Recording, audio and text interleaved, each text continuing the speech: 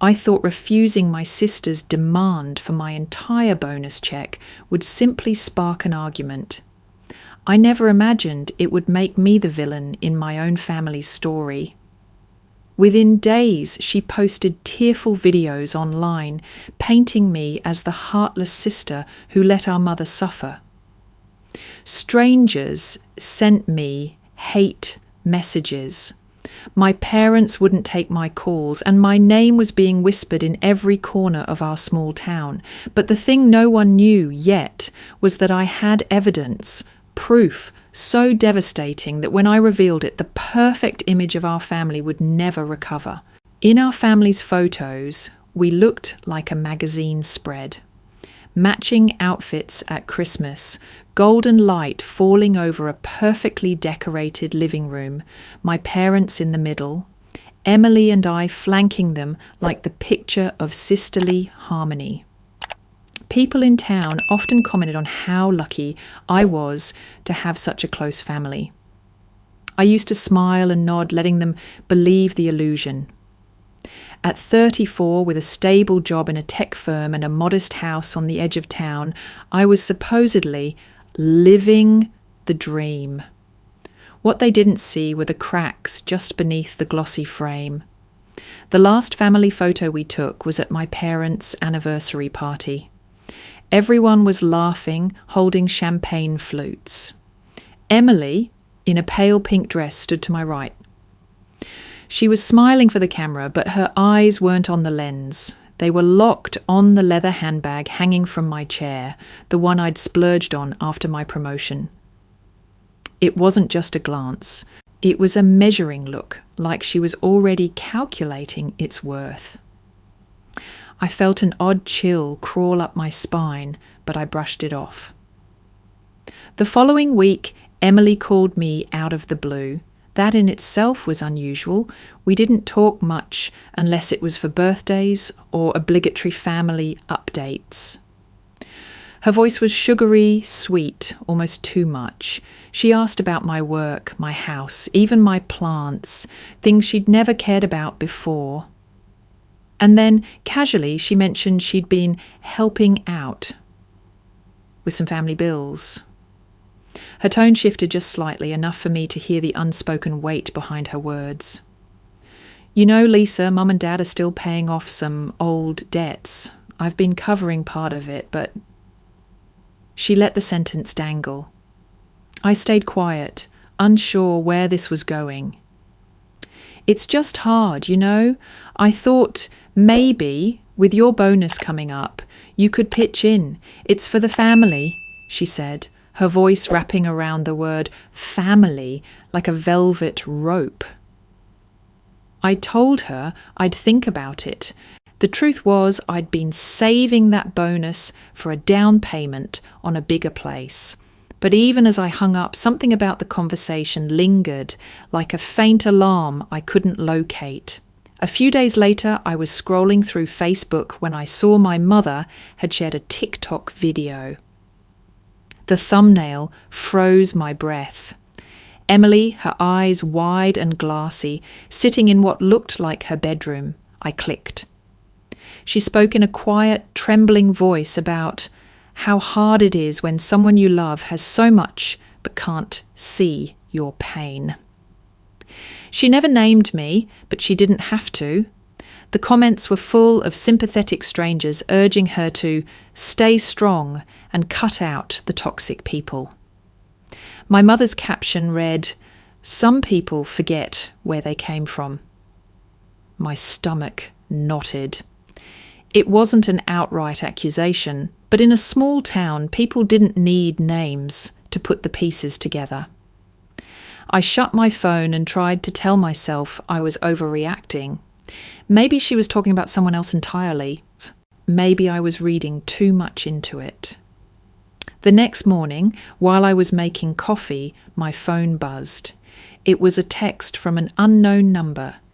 "You don't know what Emily's really doing." But you will. I stared at it for a long moment, the steam from my mug curling into the air. My first instinct was to delete it. I didn't want to be pulled into whatever drama Emily was starting. but something about the phrasing made me hesitate. There was a promise in those words, not of help, but of revelation. That evening, I went for a walk through town, hoping the cool air would clear my head. But it felt like eyes followed me from every corner. The woman behind the bakery counter, the man sweeping the sidewalk outside the hardware store. It could have been my imagination, or maybe it was the residue of that TikTok hanging over me. I thought about asking Emily directly what she was up to, but some part of me knew I wouldn't get the truth. Later that night, I scrolled back to the family photo from the anniversary party. Everyone was smiling, champagne glasses mid-toast, and there she was, Emily, looking not at the camera, not at me, but at that handbag. It wasn't just envy in her gaze, it was possession. I set my phone down, trying to shake the unease, but my mind kept circling back to that anonymous message. You don't know what Emily's really doing. Maybe it was just a prank. Or maybe for the first time in my life, someone was warning me about my own sister. And as I lay in bed, the house quiet around me, I realised something I didn't want to admit. Part of me already knew. I just wasn't ready to face it, not yet. Emily didn't wait long before pressing the issue. 2 days after that anonymous text, she called me again, this time skipping any pretense of small talk. I've been thinking, she began, it would make more sense if you just gave me your entire bonus check. I can handle the bills, pay down the debts, and keep Mum and Dad from losing the house. The bluntness took me aback. Emily, that's not what my bonus is for. I've worked hard for that money, and I have my own plans for it. Her voice turned sharp.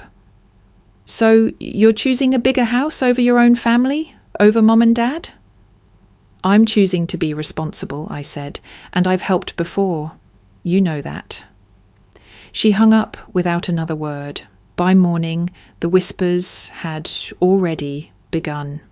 On the local Facebook group, a post appeared.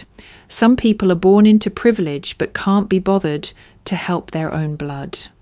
The comments spiraled quickly, people guessing, speculating, some claiming they knew exactly who it was about.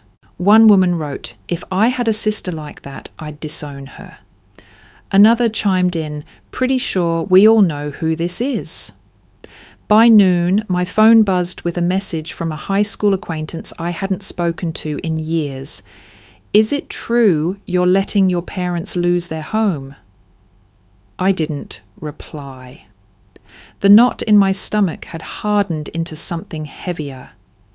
I could feel the tide turning against me, not just in whispers, but in the way people looked at me when I walked down Main Street to get lunch. The woman at the coffee shop barely met my eyes when she handed me my order. That evening, I was sitting on my couch when my phone lit up with a notification from a co-worker. "You should see this."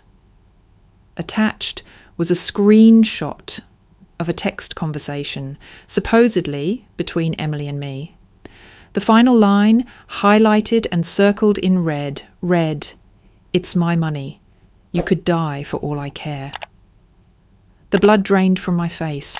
I had never said those words. I had never even thought them. Within an hour, the image was everywhere. Facebook, Instagram stories, even Twitter. People were tagging each other, adding captions like "unbelievable" and "some people don't deserve family." My parents called that night. My mother's voice was trembling, not with sadness, but with fury.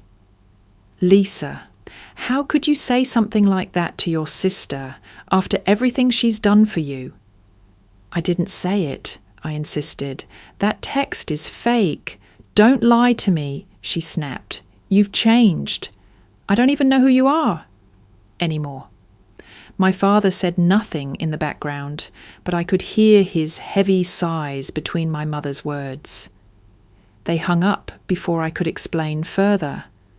I sat in the dark, the phone still in my hand, my mind spinning. It wasn't just the accusation, it was the speed at which it had spread. The way people I barely knew now seemed convinced of my cruelty. The next day at work, I caught 2 co-workers whispering in the break room, their eyes darting toward me before quickly looking away. My inbox had filled with emails from strangers, some telling me I was a disgrace, others calling me far worse. By the end of the week, the weight of it was suffocating. I had stopped going out, stopped checking social media, but it didn't matter. The poison had already seeped into every corner of my life. Late Friday afternoon, as I was about to shut down my computer, a message popped up from David, one of my closest colleagues. It was short, but it made my pulse quicken. Be careful. Emily isn't working alone. I stared at the screen, the words blurring for a moment. Not working alone? The thought hadn't even crossed my mind. I'd been so focused on Emily, on her sudden hostility and public shaming, that I hadn't considered the possibility of someone else pulling strings, or at least helping her tighten the noose around my neck. David didn't elaborate, and I didn't ask, not yet. But that night, lying in bed, I replayed every interaction from the past week, every odd glance, every cryptic message. If Emily had an accomplice, who could it be, and why? The questions swirled like smoke, refusing to settle. Somewhere in the darkness, I realized this wasn't just a family feud anymore. It was something far more calculated. And if I didn't figure it out soon, I'd be destroyed before I even knew what I was fighting against. The first time I saw the video, it was because a client sent me the link. The thumbnail froze on Emily's face, eyes red and swollen, lips trembling. Against my better judgment, I clicked. She was sitting on the edge of her bed, the light from a single lamp casting long shadows on the wall behind her. Her voice was hoarse, barely above a whisper.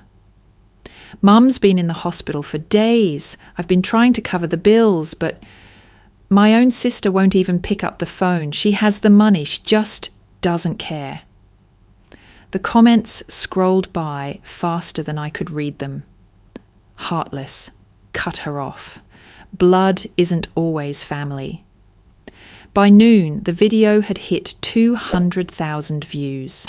People were stitching it, duetting it, adding their own disgusted commentary. Some had even pulled my LinkedIn profile, circling my job title as proof I could afford to help but chose not to. That afternoon, my manager called me into his office. His tone was measured but uneasy. Lisa, we've had some attention online. Normally, we don't get involved in personal matters, but when your name and our company appear in the same sentence on trending posts, we have to take notice. I need you to write a statement explaining this situation.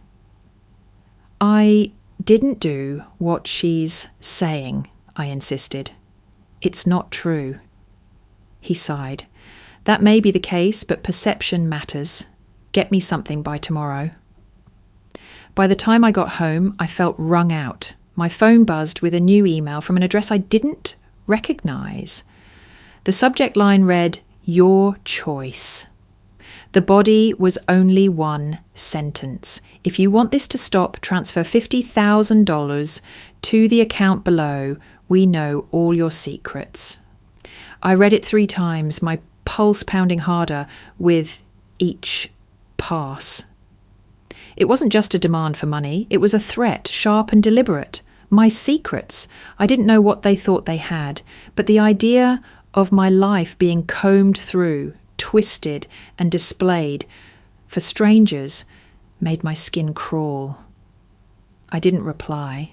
I didn't tell anyone. Instead, I sat in my darkened living room until the shadows felt like they were leaning in toward me. The next morning, I deleted all my social media accounts. It didn't stop the noise. People still emailed me, called my work phone, even sent letters to my house. But at least I wasn't watching the tidal wave crash over me in real time. One evening, I opened our family group chat to see if anyone had messaged me, but the thread was gone. When I searched for it, nothing came up. It wasn't a glitch. I had been removed. I sat there staring at my phone, the emptiness of the screen feeling heavier than any insult I'd read online. This wasn't just about money anymore. This was exile. A week later, I drove to my parents' house. I didn't plan to confront them. I just needed to see them, to remind myself that the people I'd known my whole life were still in there somewhere. I parked across the street, staying in the shadows. Through the open kitchen window, I could hear them talking.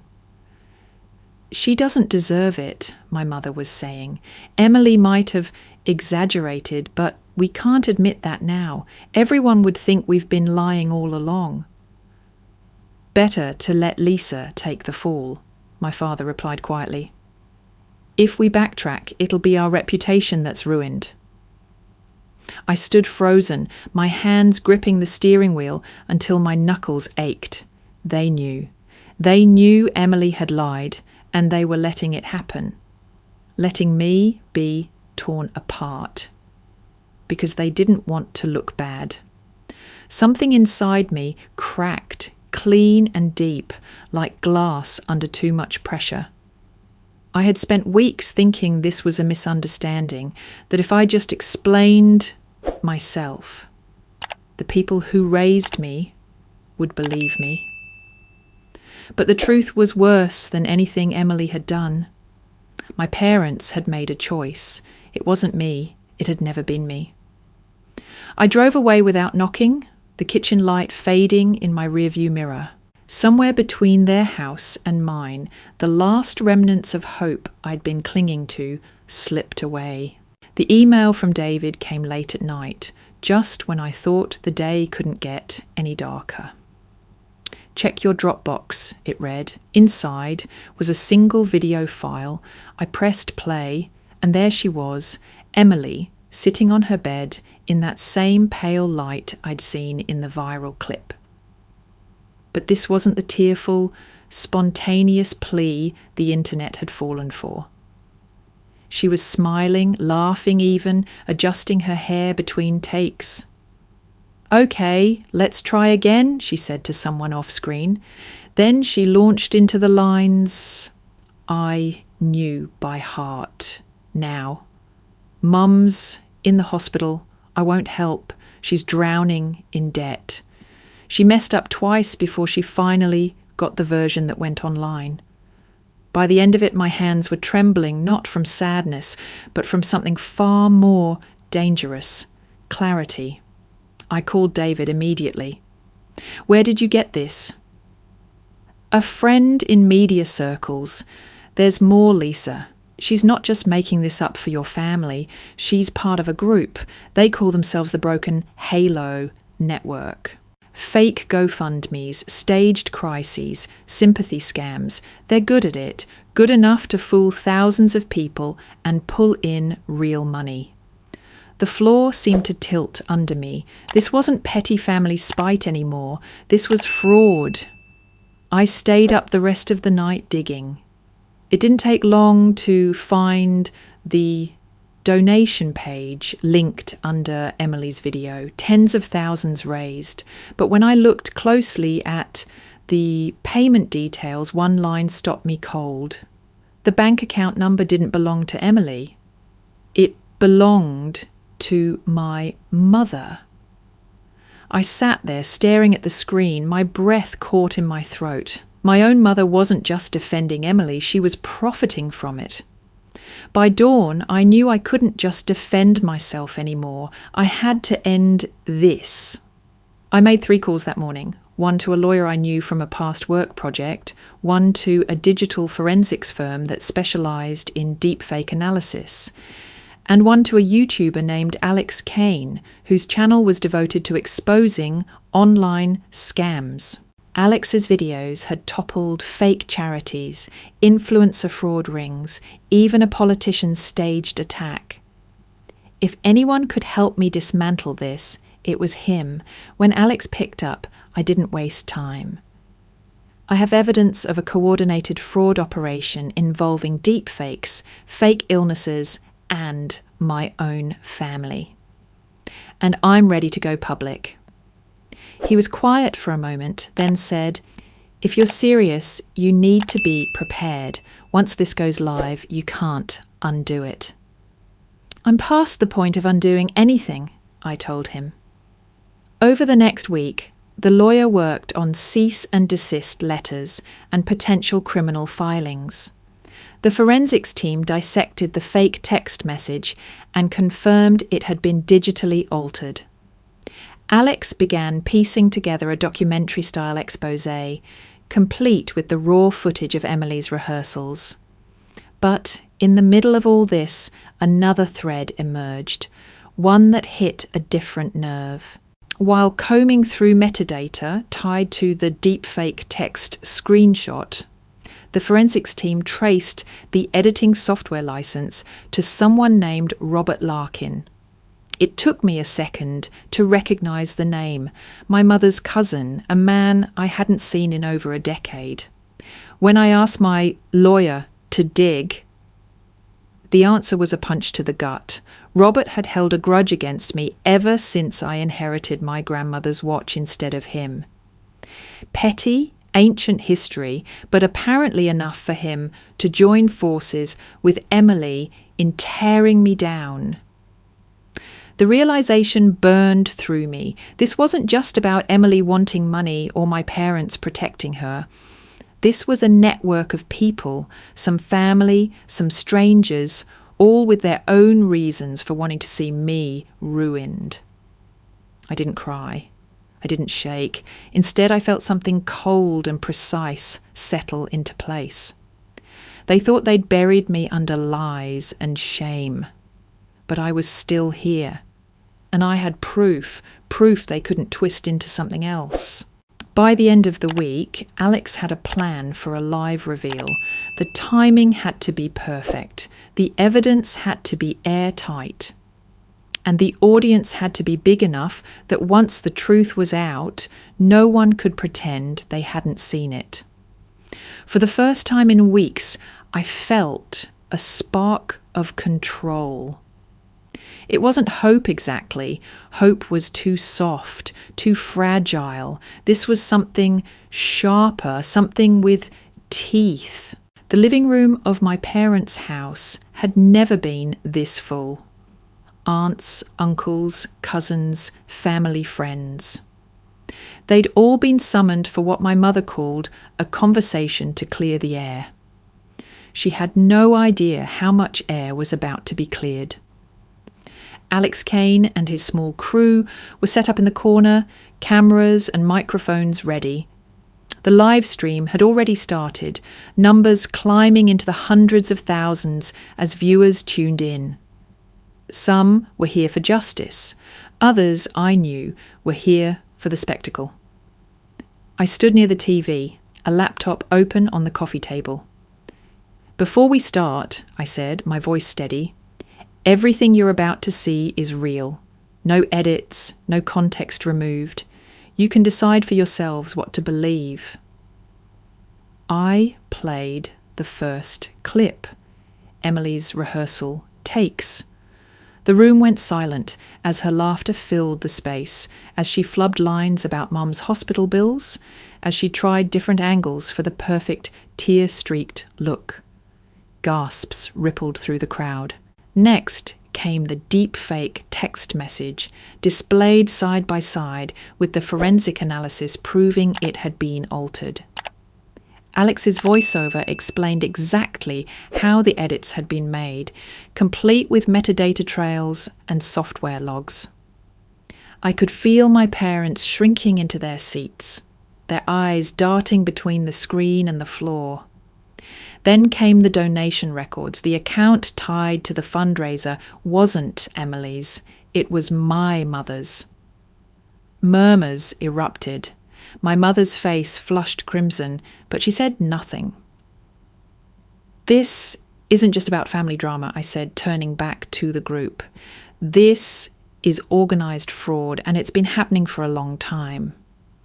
The chat feed from the live stream exploded. "Caught in 4K. This is insane. They're all in on it." For a moment, Emily sat frozen in her chair, her face pale. I thought I'd finally broken through her performance. But then she leaned back, a slow, unsettling smile curling at her lips. "You still don't know the biggest part, Lisa," she said loudly enough for the microphones to pick up. "And when you find out, you'll wish you'd kept your mouth shut." The room tensed. Alex raised an eyebrow, but kept the cameras rolling. I didn't take the bait. Not yet. "I have one more thing to show you," I said, clicking to the final folder. Before I could open it, Emily shot to her feet, grabbed her purse, and headed for the door. "Don't follow me," she warned, glancing over her shoulder. "Not if you know what's good for you." She was gone before anyone could stop her. The door slammed, the sound echoing in the stunned quiet. I turned back to the laptop and pulled up the last document, a federal investigation notice addressed to Emily, detailing ongoing inquiries into wire fraud, tax evasion, and conspiracy to commit online scams. Her name was listed alongside several others, all connected to the Broken Halo network. The shockwave through the room was almost physical. My father's head dropped into his hands. My mother muttered something about lawyers under her breath, but the fallout wasn't finished. As Alex's team continued to dig during the live stream, they uncovered transaction records linking several people in the room to Emily's donation account, amounts far too large for casual charity. The implication was clear. Some of them had used the fundraiser to launder money. One uncle stood abruptly, muttering excuses about misunderstandings as he pushed past people toward the door. A family friend tried to protest, but his voice cracked under the weight of the evidence on the screen. The live stream chat was on fire now. "This is bigger than anyone thought. Call the cops. This family's done." I closed the laptop. "This ends here," I said quietly, more to myself than to them. "No more lies, no more protecting each other at the expense of the truth." The cameras caught everything. The stunned faces, the accusations whispered in corners, the fractured image of a family that had spent decades perfecting its facade. By the time Alex wrapped the stream, the viewer count had crossed 500,000. The comments would keep coming for days, maybe weeks. But the damage was immediate, irreversible. As I left the house, I could still hear the low hum of voices inside, sharp and panicked. The night air felt colder than it should have, but also cleaner. Like something toxic had finally been forced out into the open. I didn't know what Emily's biggest part was, or if she'd ever try to use it against me. But I knew one thing: she no longer controlled the narrative. In the weeks after the live stream, Emily vanished. No calls, no posts, no sightings. Her accounts were either deleted or locked down, and every lead the authorities chased went cold. The local news ran her photo almost daily, pairing it with headlines about the federal investigation. National outlets picked up the story, turning her into a case study in online fraud and manipulation. My phone rang constantly. Reporters, legal teams, even people from my old school who wanted to reconnect now that the truth had come out. I ignored most of it. The chaos had been loud enough for long enough. I craved quiet. The statement from my company came 2 weeks later. It was short but direct. We regret the harm caused by our premature judgment of Lisa Carter. She remains a valued member of our team. It was the closest thing to an apology I'd ever gotten in a public setting, and while it didn't undo the damage, it was a start. For a brief moment, life felt like it might return to something resembling normal. I started going out again, walking through the park without wondering who might be watching me. The glares in town were fewer, replaced by hesitant nods or sheepish glances. Then, one evening, a plain, manila envelope appeared on my doorstep. No return address, no markings. Inside was a small USB drive and a single sticky note, "Play me." Against every instinct, I plugged it into my laptop. The video was grainy, the sound muffled, but the voice was unmistakable. Emily. She sat in a dimly lit room, looking straight into the camera. "I don't regret it," she said with a half smile. "Not one bit. You think you've won, Lisa, but you haven't. This isn't over." I froze, my fingers hovering over the keyboard. The file ended abruptly, leaving only the quiet hum of my laptop. For the rest of the night, I sat in my living room, the envelope beside me like a loaded gun. Was it a warning, a taunt, or a promise? By morning, my decision was clear. I wasn't going to live my life waiting for the next attack. If Emily wanted to haunt me, she'd have to watch me turn her games into fuel. Within a month, I'd packed my things and moved to a city 2 states away. The skyline outside my new apartment was sharp and alive, nothing like the small town streets where whispers could drown you. I launched a podcast called Unmasking the Mirror, dedicated to exposing gaslighting, deepfake scams, and online manipulation. Each episode broke down real cases, some infamous, some quietly devastating, and offered tools for spotting the red flags. Listeners wrote in with their own stories, thanking me for giving them language for the abuse they'd endured. It wasn't just about telling my story anymore. It was about making sure no one else got trapped the way I had. Over time, I built what I started calling my chosen family. Friends, collaborators, people who understood loyalty wasn't something you owed just because of shared blood. We celebrated holidays together, helped each other move, showed up when it mattered. It was the kind of family I used to think only existed in fiction. Every so often, I'd think about the envelope. I kept it in a locked drawer, not out of fear, but as a reminder. Emily was still out there somewhere, probably reinventing herself, maybe already weaving a new story for someone else to believe. But she no longer had the power to dictate mine. One night, as I wrapped up a recording session, I stepped out onto my balcony. The city below buzzed with life, car horns, distant music, the hum of voices carried up on the wind. I took a deep breath, feeling the kind of peace that doesn't erase the scars but makes them part of you. Emily could come back, she could try again, and maybe she would, but if she did, I'd be ready.